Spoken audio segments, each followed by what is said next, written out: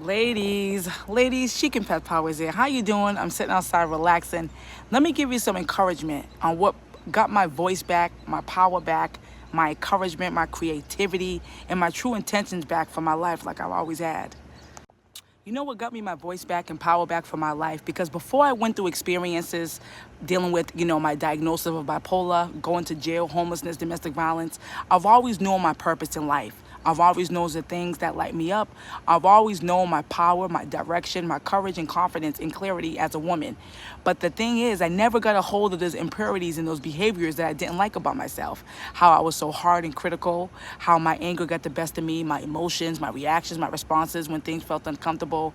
But it's so empowering that through all my experiences and going to jail and looking at myself in a different light, getting to the root of my impurities and things of that nature, getting back to my voice and my power for my creativity, my artwork, my designs, it's amazing. This is why all you ladies out there trying to rebuild yourself from mental illness, coming out of abusive relationships, domestic violence, jail, or homelessness, you gotta ask yourself what these experiences did to you. Art has been the big empowerment factor in my journey of regaining my love and connection back to my body, my mind, my spirit, my direction for my life. I have memory loss due to all the trauma I went through. But your girl didn't have memory loss when it came to the true passions and intentions I've always had.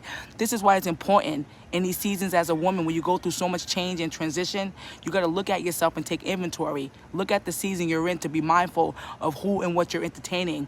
Look at the emotion behind the things you're doing. Ask yourself, is this adding value to my life?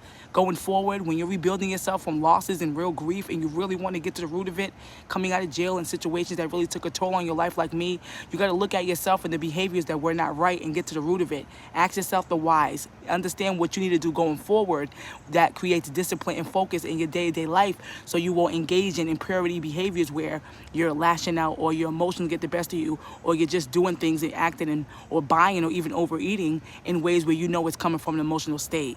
This is why it's so freeing in my situations that I thought were so traumatic, because I took time for the stillness, the solitude. I got to the root of the real things. Now I know how to go forward in life when I feel this dysregulated nervous system from my trauma. Now I know how to go about things when my emotions and reactions and responses want to go the negative way. I choose to react the other way, living in the spirit, living more in my calmness, more in my power, meaning I don't let the external factors get to me like I used to no more. Because I took time in these silent seasons to get to the root of the things I always want to get to the root of, then I got back the power for my courage and my life and the confidence for myself. You lose connection when you go through serious traumatic situations in your life, like jail, homelessness, rehab, or situations like that. Then you got to get back your voice. But one thing I want to empower you ladies on who are coming out of traumatic seasons is get to the root of it and create a